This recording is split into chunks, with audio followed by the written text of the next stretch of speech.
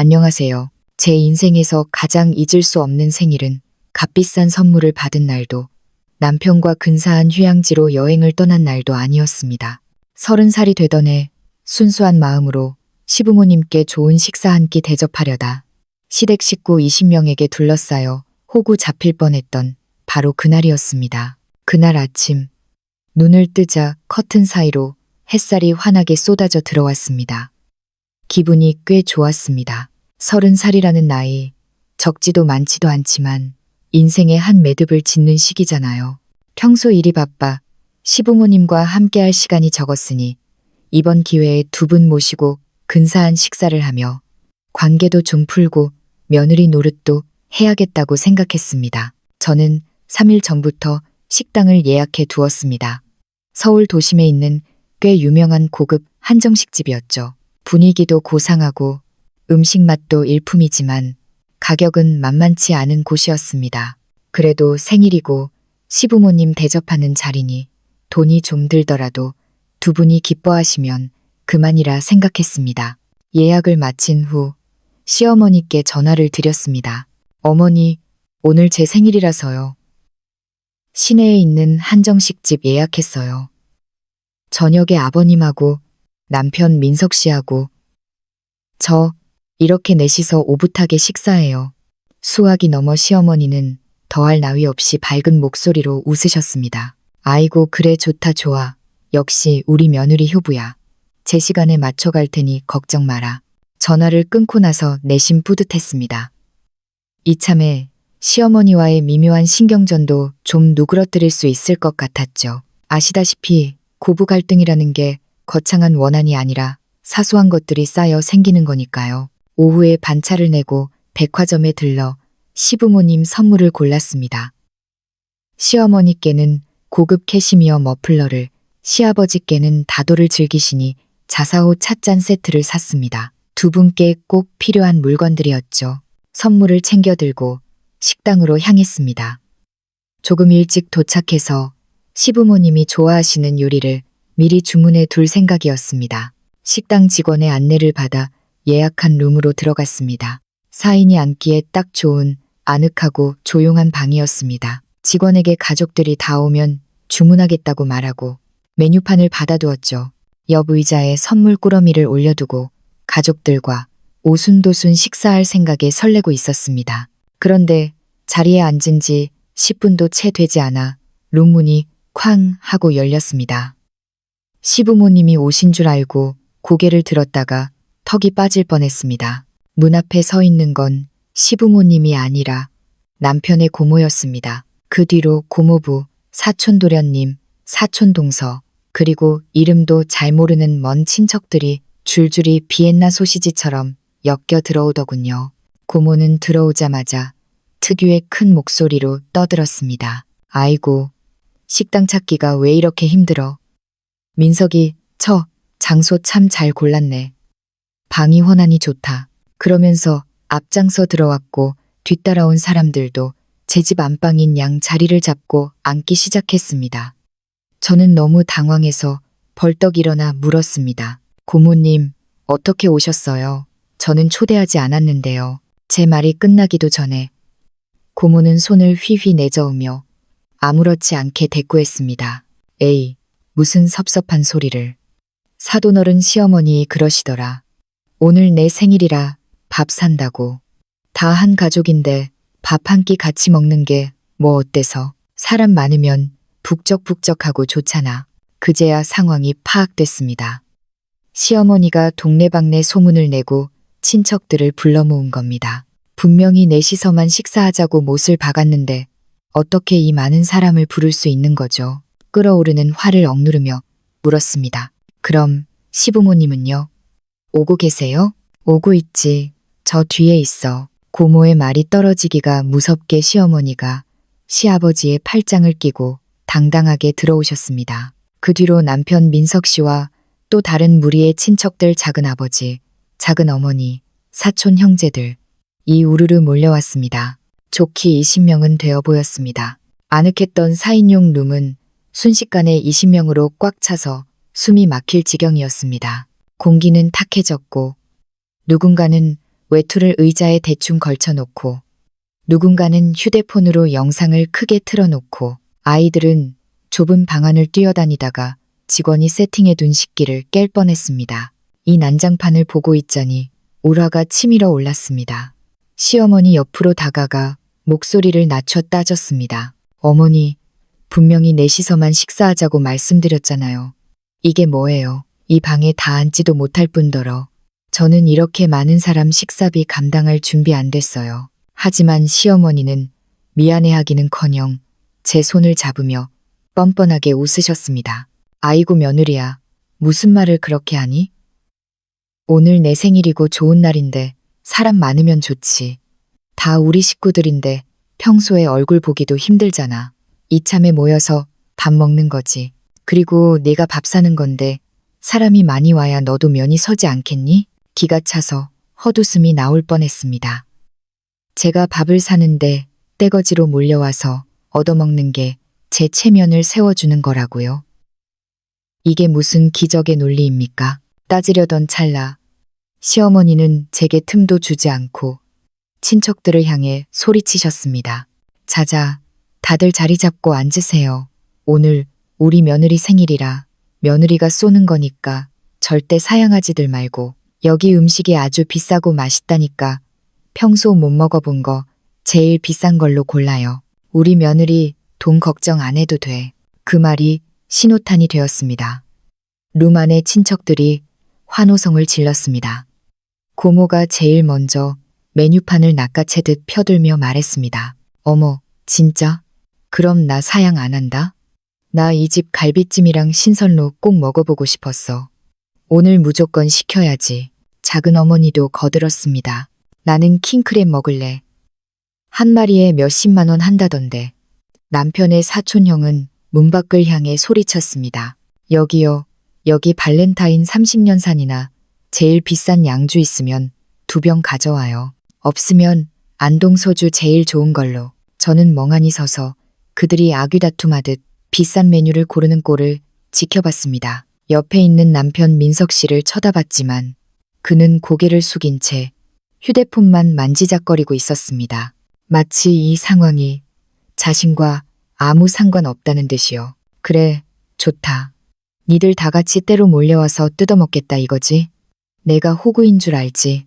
그래, 실컷 먹어라. 다만 계산은 내가 안 할 테니까. 순간 머릿속이 차가워지면서 묘한 침착함이 찾아왔습니다. 말이 통하지 않는 사람들과 싸워봤자 저만 손해라는 걸 깨달았죠. 주먹을 꽉 쥐었다 펴며 숨을 골랐습니다. 그리고 얼굴에 억지 미소를 띄우고 미친 듯이 주문하고 있는 친척들에게 말했습니다. 여러분, 급하게 하지 마시고 천천히 고르세요. 드시고 싶은 거 다 시키세요. 사양하지 마시고요. 제 태도가 부드러워지자 친척들은 더 신이 나서 주문했습니다. 고모가 고개를 들며 저를 칭찬하더군요. 역시 민석이 처가 사람이 됐어. 요즘 젊은 며느리들은 깍쟁이라 시댁 식구들한테 돈 쓰는 거 아까워하는데 말이야.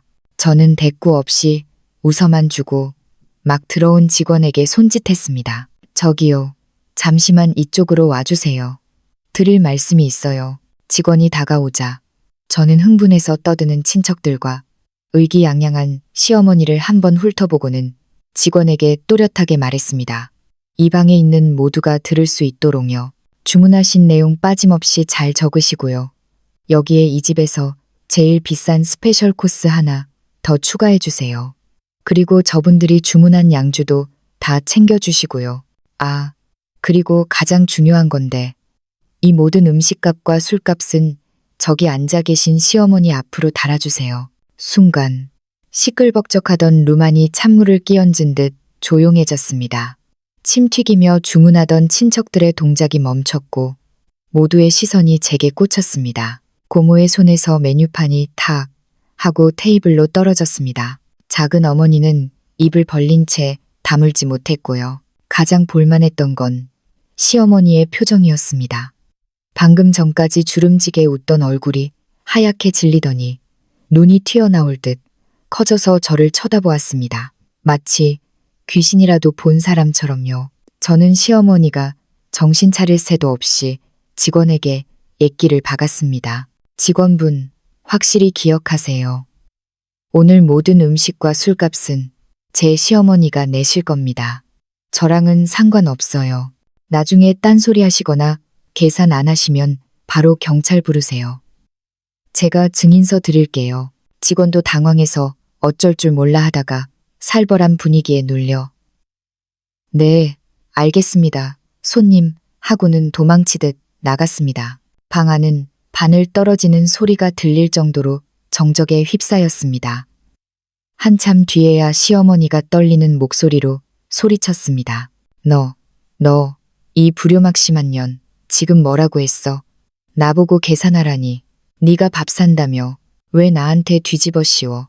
저는 화가 나서 어쩔 줄 모르는 시어머니를 보며 느긋하게 말했습니다. 어머니가 그러셨잖아요. 며느리 돈 아끼지 말고 마음껏 시키라고. 저는 어머니가 그렇게 호기롭게 말씀하시길래 아들이랑 며느리 생일 축하해 주려고 시원하게 한턱 쏘시는 줄 알았죠. 제가 어떻게 감히 어머니 지갑 사정을 걱정해서 말리겠어요. 이미 다 주문하셨으니 어머니가 계산하시는 게 맞죠. 이 미친. 시어머니는 숨이 넘어갈 듯 쇳소리를 내며 가슴을 부여잡았습니다. 이제 시작일 뿐입니다. 저는 시어머니가 바닥에 주저앉아 대성통곡을 시작하는 꼴을 차갑게 내려다봤습니다. 아이고, 내 팔자야. 며느리 잘못 들여서 이게 무슨 꼴이냐. 생일에 밥 한 끼 얻어먹으려다 덤터기 쓰게 생겼네. 동네 사람들, 우리 며느리 좀 보세요. 시어머니의 악다구니에 남편 민석 씨가 드디어 휴대폰을 내려놓고 다가와 제 팔을 끌었습니다. 지은아, 적당히 해. 엄마 쓰러지시겠다. 그냥 밥값인데 우리가 내면 되잖아. 뭘 이렇게까지 사람을 망신줘? 저는 남편의 손을 거칠게 뿌리쳤습니다. 민석 씨, 상황 파악 안 돼? 이건 그냥 밥 한 끼가 아니야. 나는 분명 우리 넷만 불렀어. 20명을 부른 건 당신 어머니고 비싼 거 마음대로 시키라고 부추긴 것도 당신 어머니야. 본인이 벌린 일이니 본인이 수습하는 게 당연한 거 아니야? 그래도 우리 엄마잖아. 어른이 체면 좀 차리겠다는데 내가 좀 져드리면 안 돼? 여기 다 내 친척들인데 내가 앞으로 어떻게 얼굴 들고 다니라고 이래? 당신 친척? 하, 웃기고 있네. 제가 비웃으며 목소리를 높였습니다. 얻어먹으러 올 땐 내 생일잔치라더니 계산할 때 되니까 당신 친척이고 당신 체면이야? 민석 씨, 당신 체면만 중요하고 내 자존심은 짓밟혀도 된다는 거야? 그러자 옆에 있던 친척들이 하나둘 거들기 시작했습니다. 고모가 허리에 손을 얹고 나섰습니다. 질부, 말이 너무 심하네. 시어머니가 어른인데 그렇게 눈을 부라려? 밥값 좀 내는 게 뭐 대수라고 어른을 곤란하게 만들어? 작은 어머니도 맞장구 쳤습니다. 그러게 말이다. 다 한 식구끼리 네 돈 내 돈 따져서 뭐해. 시어머니가 사람 좀 부른 거 가지고 유세는 양주를 시켰던 사촌 형도 끼어들었습니다. 재수씨, 돈 좀 쓴다고 너무 생색내는 거 아니요? 숙모님이 민석이 키우느라 고생하신 거 생각하면 이 정도 효도는 해야지. 쪼잔하게 굴지 맙시다. 이 뻔뻔한 사람들의 합창을 듣고 있자니 헛웃음만 나왔습니다. 제가 입을 열었습니다. 고모님, 제가 쪼잔하다고요? 제가 시부모님 식사 대접하는 자리에 초대받지도 않고 오셔서 킹크랩이니 뭐니 시키신 분이 누구죠? 그게 어른다운 행동인가요? 고모 얼굴이 홍당무가 됐습니다. 저는 바로 작은 어머니를 쏘아봤습니다. 작은 어머니, 한 식구니까 네 돈 내 돈 따지지 말자고요. 좋죠. 그럼 아까 시키신 킹크랩이며 비싼 요리들 각자 드신 만큼 계산하시죠. 한 식구니까 더치페이 깔끔하게 어때요? 작은 어머니는 꿀먹은 벙어리가 되어 시선을 피했습니다. 마지막으로 사촌형을 봤습니다. 형님 효도요? 맞아요. 효도해야죠. 그럼 형님이 시키신 그 비싼 양주 2병값 형님이 내세요. 어른 공경하는 마음으로 조카 며느리 생일잔치 술값 정도는 내주실 수 있죠. 입으로만 효도하지 마시고요. 사촌형은 얼굴이 울그락불그락해져서 아무 말도 못했습니다. 기세등등하던 친척들은 쥐 죽은 듯 조용해졌습니다. 저는 다시 시어머니를 봤습니다. 아무도 편들어주지 않자 시어머니는 바닥에 앉은 채로 웅얼거렸습니다. 나는 돈 없어. 배째라. 네가 불렀으니 네가 내. 안 내면 불효야. 돈이 없으시다고요? 저는 가방에서 휴대폰을 꺼내 사진 앨범을 열고 시어머니 코앞에 들이밀었습니다. 어머니, 지난달에 전기세 낼 돈도 없다고 우시길래 제가 50만 원 보내드렸죠. 근데 어제 민석 씨한테 들으니 도련님한테 최신형 스마트폰 사주셨다면서요. 150만 원짜리요. 작은 아들 폰 사줄 돈은 있고 며느리 생일 밥값 낼 돈은 없으세요? 시어머니가 제 휴대폰을 쳐내며 소리쳤습니다. 그건 내가 아껴서 모은 돈이야. 아끼긴요. 제가 드린 용돈이랑 생활비 족족 모아서 도련님한테 갖다 바치신 거잖아요. 어머니가 작은 아들 편애하는 건 알겠는데 제 효심을 도련님 뒷바라지에 쓰지 마세요. 친척들이 수군거리기 시작했습니다. 시어머니가 며느리 돈으로 둘째 아들 퍼주는 줄은 몰랐던 눈치였습니다. 시어머니는 벌떡 일어나 제게 삿대질을 했습니다. 너 어디서 함부로 짓거려. 내가 언제 내 돈을 걔한테 줬다고 그래. 증거 다 있어요. 그리고 이 식사. 저는 딱 내 명분만 책임지려 했으나 어머니가 판을 키우셨으니 어머니가 책임지세요. 정 억울하시면 경찰 부르세요. 경찰 와서 시시비비 가려보자고요. 경찰. 내가 감히 시어머니를 경찰에 신고해. 내가 너네 회사 찾아가서 다 뒤집어 엎을 거야. 불효녀라고 소문낼 거라고. 가세요. 마음대로 하세요. 저는 회사에서 떳떳해요. 오히려 어머니가 며느리 등쳐먹고 친척들 데리고 와서 행패 부린 거 소문나면 누가 망신일까요? 아, 그리고 지금 이 상황 제가 녹음 다 해놨거든요. 회사 가서 난동 피우시면 이 녹음 파일 인터넷에 올릴 거예요. 저는 휴대폰의 녹음 기능을 보여줬습니다. 사실 녹음하고 있진 않았지만 겁주기엔 충분했습니다. 시어머니와 친척들은 사색이 되었습니다. 그때 직원이 밑반찬을 들고 들어오다 살벌한 분위기에 멈칫했습니다. 저는 직원을 불렀습니다. 여기 직원분, 다시 한번 확인해 주세요. 이 룸의 모든 계산은 저기 계신 시어머니가 하십니다. 만약 이해 있으시면 지금 경찰 부르세요. 직원이 시어머니를 쳐다봤습니다.